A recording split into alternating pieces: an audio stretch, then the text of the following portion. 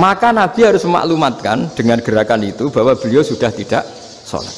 Karena orang datang dari berbagai daerah. Jadi nganalisis fikih, fikhul hadis namanya. Itu ulama itu mau tidak mau debat. Karena pertanyaannya itu kenapa? Ya memang mau apa? Karena yang namanya sosial itu yahtamilu muhtamilatin, ada sekian kemungkinan. Makanya dalam madhab istimbat itu, ketika Nabi sodakoh pakai tamer, pakai kurma, itu ulama mesti ngitungnya tuh kut itu makanan pokok. Sehingga Imam Syafi'i mengatakan kalau di Indonesia pakai beras misalnya, karena kutil balat Indonesia itu beras. Oke, Imam Syafi'i mainstream. Tapi ketika era Yusuf Qaradawi di Al-Azhar di Mesir sana, ulama-ulama mulai usil. Sama sih ingat Mbah Mun sering gojlokan, lah iya petani gabah, petani padi wis melarat wajib zakat. Petani cengkeh, kakao, suga-suga wajib zakat hanya karena yang ditanam tidak makanan pokok. Jadi mulai ada ulama mulai gerah lah, kalau bahasa politiknya mulai gerah. Yang petani miskin gara-gara yang ditanam padi wajib zakat. Yang orang-orang di sana misalnya di Sulawesi karena tanamannya kakao atau cengkeh tidak wajib zakat karena bentuknya tidak makanan pokok. Geger kan di Al-Azhar geger. Akhirnya hampir semua ulama berpendapat ya sudah sekarang ketika Nabi menzakati makanan pokok itu jangan dihitung sebagai makanan pokok. Wa mimma akhrajna lakum minal ard. Apa saja, ma itu apa saja. Makanya kata Yusuf Qaradawi, ma itu apa saja. Makanya semua tanaman yang menghasilkan uang itu wajib zakat.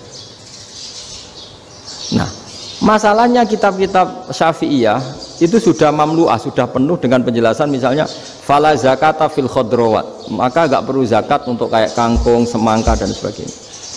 Nah, lalu kiai-kiai angkatan modern kayak Mbah Mun itu sering dapat masukan. Saya pernah dengar sendiri, Yai, saya ini punya sawah 1 hektar, tak tanamin padi, itu enggak pernah kaya saya. Sekarang tak tanamin kangkung malah saya kaya, karena tiap 3 hari panen tak kirim ke Jakarta. Itu orang Indramayu yang tanya. Jadi tanam padi gak pernah kaya, tanam kangkung kaya. Nah, karena dia orang soleh, kalau zakat boten. Mau diwajibkan zakat tidak makanan pokok, mau tidak wajib dia kaya.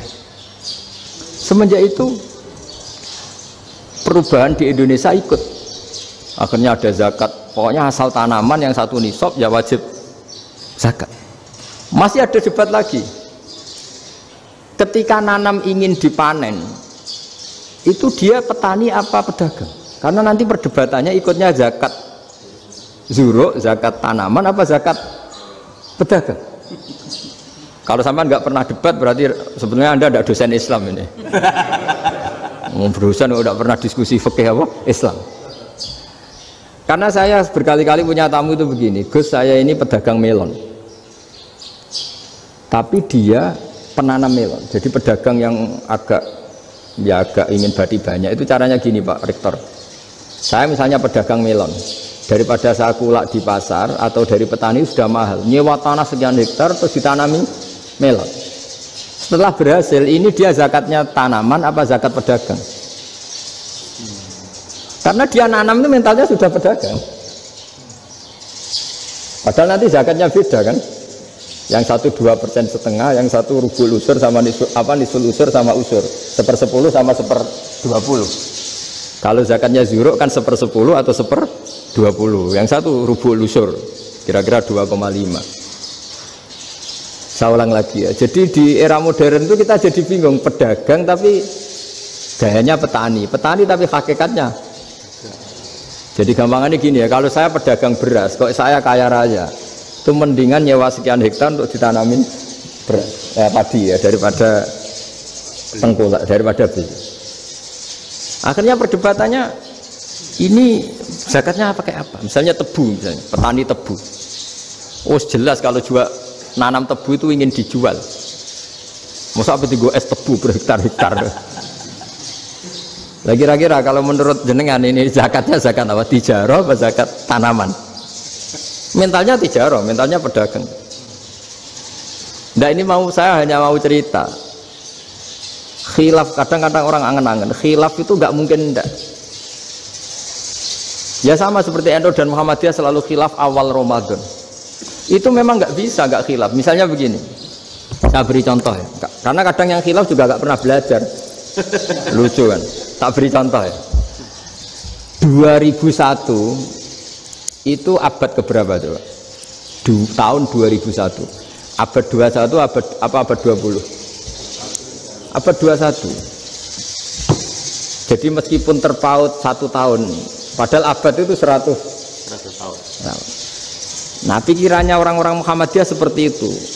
Hilal kalau sudah melewati garis ufuk, meskipun setengah derajat atau 1 derajat itu sudah ikut bulan berikutnya. Sehingga ya sudah, meskipun sekian derajat sudah dianggap Ramadan. Nah, pikirannya orang NU enggak. Harus ru'yah bil fi'li. Itu sebetulnya lagi-lagi sebenarnya tidak masalah NU dan Muhammadiyah, itu di kitab-kitab ya seperti itu. Kita ini nggak biasa goblok ya. Artinya kita yang keluarga kiai tahunya kunut mazhab Hanafi, tidak kunut mazhab Syafi'i.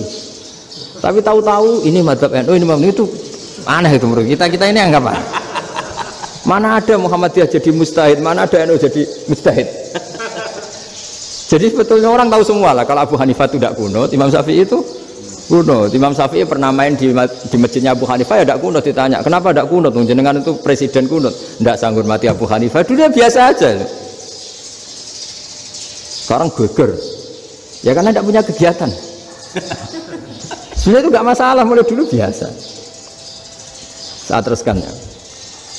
Nah, menurut mayoritas ulama nunggu ru'yah bil fi'li. Ru'yah bil fi'li itu gini,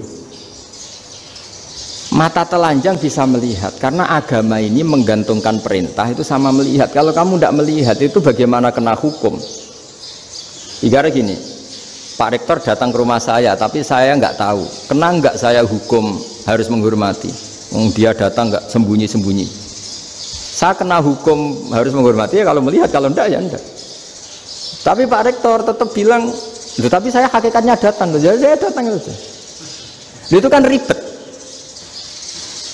Akhirnya ya sudah, itu nggak ada khilaf sampai mati, ada khilaf karena yang satu menggantungkan hukum itu digantungkan sama tahu. Kalau tidak tahu ya, misalnya baju saya ini hakikatnya ada najis, pas sholat saya tidak tahu, sholat saya sah apa enggak? Sah, karena hakikatnya ya memang saya tidak tahu, tapi hakikatnya ada najis apa enggak? Ada. Ya sudah, itu sama-sama masuk akal. Ada lagi khilaf yang senam otak. Fasyamu salasati ayamin fil haji wa sab'atin idza raja'tum. Singkat cerita ada satu pelanggaran haji yang kata Allah kafarohnya itu puasa 3 hari sama 7 ketika kamu pulang, idza raja'tum, ketika kamu pulang. Dalam mazhab Syafi'i yang namanya pulang itu yang haji sudah sampai rumah. Di mana-mana pulang itu ya sampai rumah.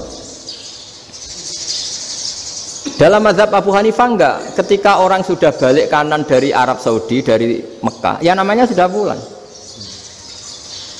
Misalnya gini, ini Pak Rektor pamit saya, Pak Haris.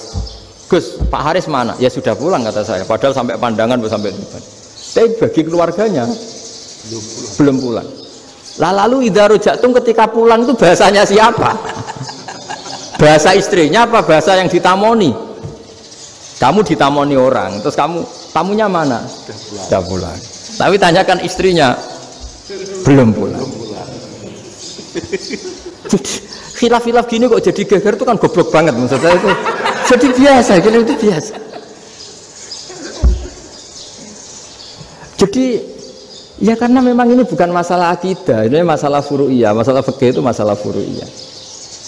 Mau tidak mau harus beda. Misalnya di sholat juga gitu. Wa ayu qu'udin qu'adal musolli sokhat sholatu. Duduk dengan gaya apapun itu sholatnya sah. Sehingga sampean kalau haji atau umroh, orang Arab itu jenenge duduk ngenak awak di kursi. Duduk sopan ya hanya orang Indonesia loh. Kalau sholat itu masih duduk ala orang tahiyat. Kalau sampean di Mekah, duduknya pakai apa coba? Kursi ya? Oh enak sholat duduk. Karena memang takbirnya di fikih dengan duduk gaya apa saja sah. Makanya sengenak awak duduk di kursi. Ribet kan? Mau tidak disahkan itu namanya duduk. Mau disahkan masa iya sowan Allah kok duduk santai-santai gitu. Tapi mau apa? Ini fikih. Ya saya ulang lagi ini fikih. Fikih itu ya sudah ini fikih. Makanya kalau ulama berdebat misalnya Abu Hanifah berpendapat sholat itu wajib baca Fatihah apa asal Quran. Dalam mainstreamnya ya Fatihah karena la sholat lima lam yakro bi Fatihatil kitab. Tapi cara Abu Hanifah enggak. Faqra'u ma tayassara minal Quran. Bacalah apa saja yang mudah bagi kamu. Asal itu Quran. Sementara enggak gending Jawa, enggak nyanyi lah gitu. Ya sudah mau apa coba? Jadi ya susah memang kalau fikih itu ya sudah seperti itu. Ada lagi yang masih ekstrim misalnya. Yang namanya menyembelih hewan itu gimana coba? Dari hidup ke mati apa pasti mati disembelih? Cara mazhab Imam Syafi'i yang namanya menyembelih itu penyembelian harus menjadi sebab kematian. Itu yang sah. Karena lagi penyembelian menjadi sebab kematian yang syar'i. Sehingga beliau mensyaratkan hewan yang disembelih ini masih punya hayatun mustaqirrah, punya kehidupan yang normal. Sehingga kalau nggak disembelih ya hidup. Sehingga kalau ada hewan ketabrak truk kejet-kejet mesti mati ini buat sembelih. Itu nggak sah karena nggak usah disembelih ya wes mati kan. Karena ini hanya nunggu koordinasi Israel kan, dia kejet-kejet itu kan prosedur itu. Tapi tidak disembelih pun mati. Tapi cara mazhab Malik enggak. Pokoknya anggere jek duwe nyawa jenenge kewan urip. Dengan kamu sembelih berarti matine mergo mbok sembelih.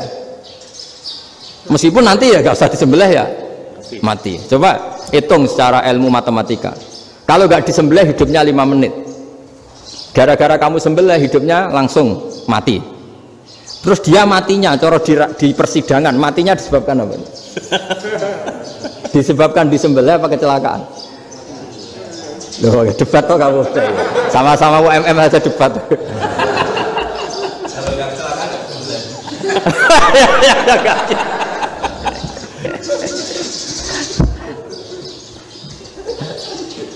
Loh, saya pernah ngalami nyata itu. Saya jalan-jalan sama anak saya pakai motor. Sampai di jalan raya gitu ada ayam jago ketabrak mobil, kejet-kejet. Orangnya tanya, "Gus, ini halal atau ora?" "Wis kanggo kon halal." Suatu saat dia nggak terima kan, tanya, "Kenapa, Gus?" "Ya nak kiai ra pantes, mosok kewan mesti mati nek tak sembelih, nak ra kiai pantes." Kata. Karena aku tahu kamu tuh gak kiai, mesti motifnya itu mergo jago, jajal cilik gak mau tak kokno. Ada kan ayam itu bayi kan gak ditanyakan, kejet-kejet mati rak lah, wong cilik wae. Tapi masalahnya ini kan jago, eman itu. Tapi secara fikih pertanyaannya tadi, hewan yang sudah tidak punya hayatun mustaqirrah, dia hanya punya al hayat al itiroriyah, dia punya harokah itiroriyah, dia mati kejet-kejet memang prosedur mati harus seperti itu. Mbok kecelakaan kayak apa, kalau mati kan kejet-kejet dulu. Nah ketika kejet-kejet ini pertanyaannya ini kan hidup apa mati namanya? Enggak, namanya hidup apa mati? Pas kejet-kejet itu hidup. Cara Imam Malik itu hidup. Ya sudah, kalau hidup disembelih ya halal. Karena misalnya nanti kalau nggak disembelih matinya kan 2 menit lagi, gara-gara disembelih mati sekarang. Tetap penyebab kematian itu nyembelih. Penyembelian ini sebab kematian. Tapi kalau Imam Syafi'i enggak, cara berpikir wes nemen, paling roh besok kaget langsung mati. Kalau gitu berarti kamu nyembelih barang mati. Jadi fikih itu kadang unik. Makanya ketika ngitung fikih itu unik ya. Orang keluar mani wajib apa? Mandi kan. Terus Imam Syafi'i ditanya, kenapa kalau orang kelahiran juga harus mandi? Namanya nifas. Fa innal walada waliyun munakidun. Ya, anak ya mani yang menggumpal. Bedanya apa anak dengan mani itu? Jadi fikih itu ya kadang lucu. Di rumah-rumah tenan juga lucu. Keluar mani wajib mandi. Berarti kalau keluar anak ya wajib mandi karena hakikatnya anak adalah mani yang mengkristal. Terus usia orang sudah didosan macam-macam itu kan hakikatnya mani. Itu fikih. Nah terus ditanya, kenapa kalau lahir langsung mati tidak wajib disolati? Ya jawabannya Mas Syafi'i lucu. Di mana-mana sholat itu nyolati mayit. Yang namanya mayit itu pernah hidup terus mati. Kalau itu tidak mayit ya sudah. Jadi kadang, nah iya kan disebut sholat mayit. Yang namanya mayit itu apa? pernah hidup. Nah ini kan tidak pernah hidup. Maka ya sudah seperti itu. Jadi nggak khilaf itu nggak mungkin.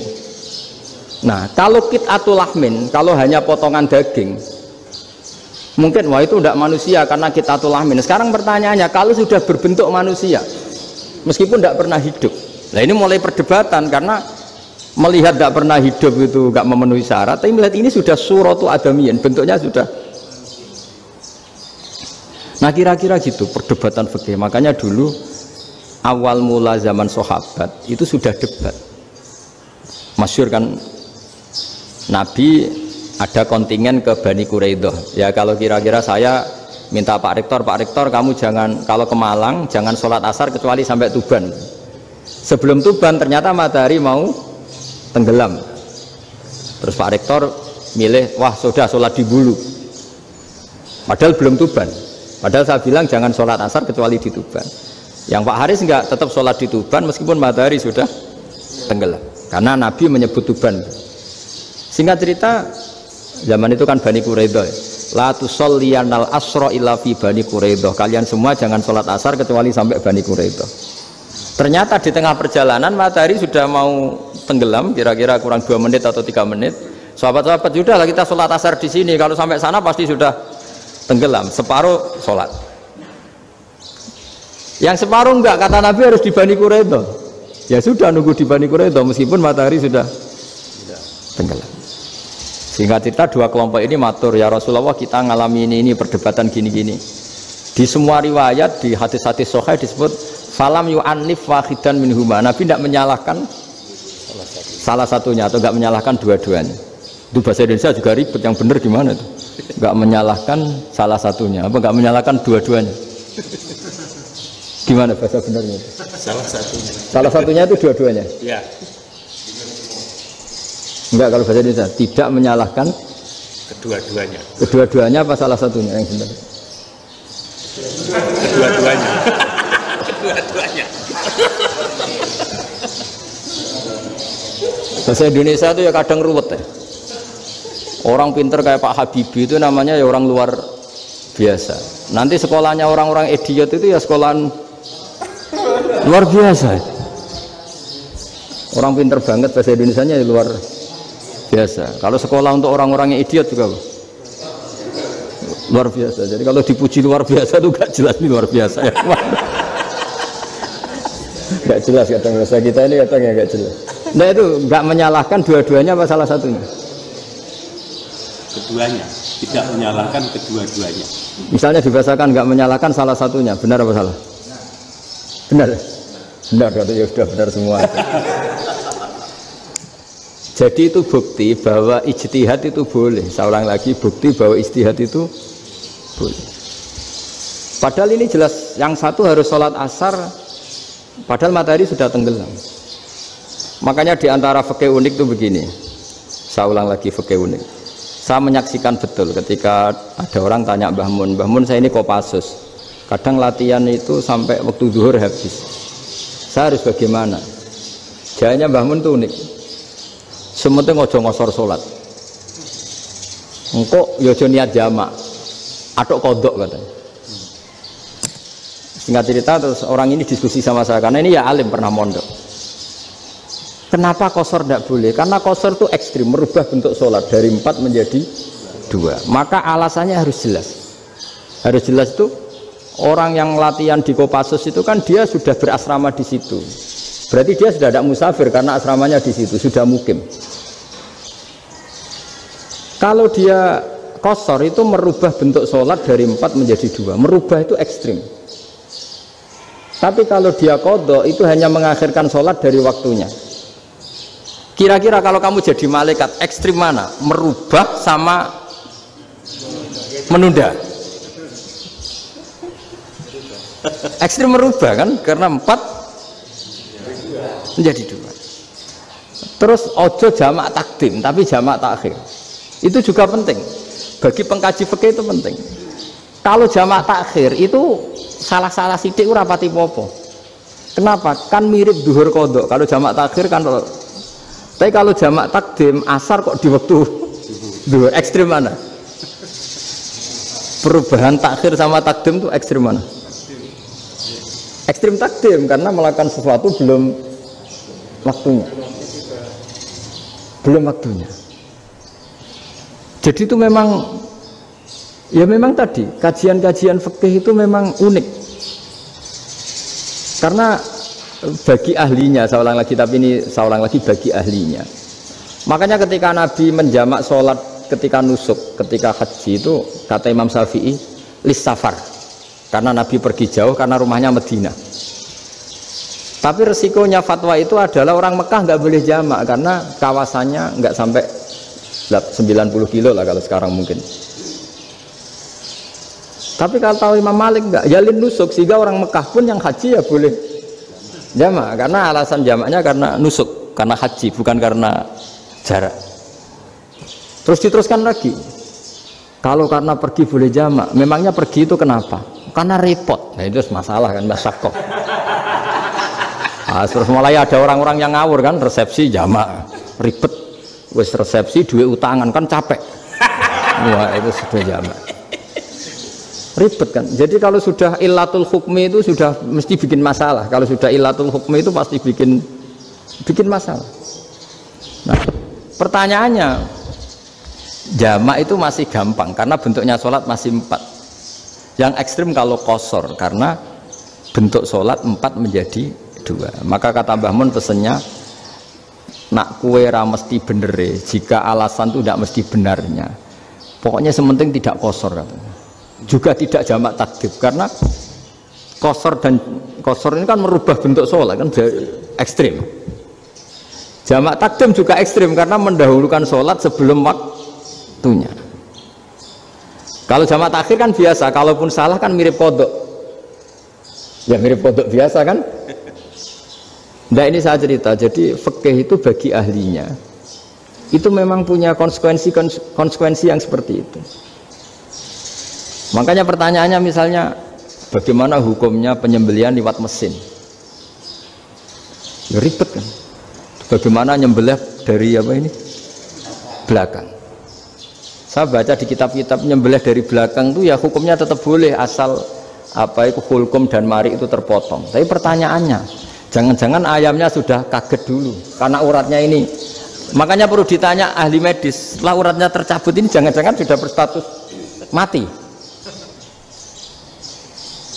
Kan potensi ketika dipotong dari sini potensi sudah berstatus mati. Makanya nah kalau misalnya menyembelih dengan dibacok gitu langsung mati gimana? Itu tetap ada dokhtoh, kalau dalam bahasa fikih dokhtoh. Dia terkaget begitu ada dokhtoh karena nggak bisa bernafas terus mati. Berarti kelangsungannya bangkai. Jadi orang yang pengkaji fikih itu ya seperti itu, memang itu yang ditekuni. Tapi kita sebagai orang awam ya tadi, nak sing kecelakaan itu wedhus, tak ayam jago ngeman, tapi nak pitik cilik ikhlas.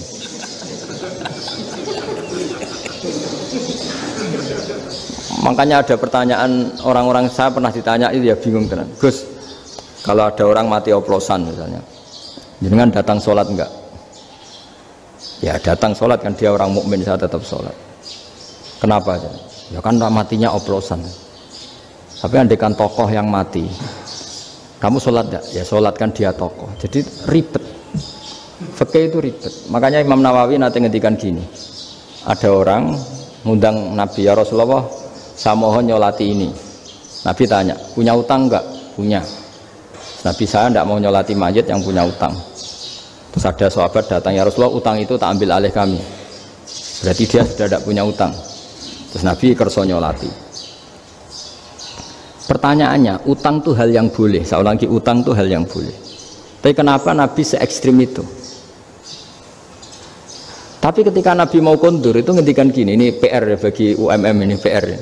Nabi sebelum kondur bilang gini, sallu ala sahibikum. Jong saya tidak nyolati ini, tapi tolong ini disolati.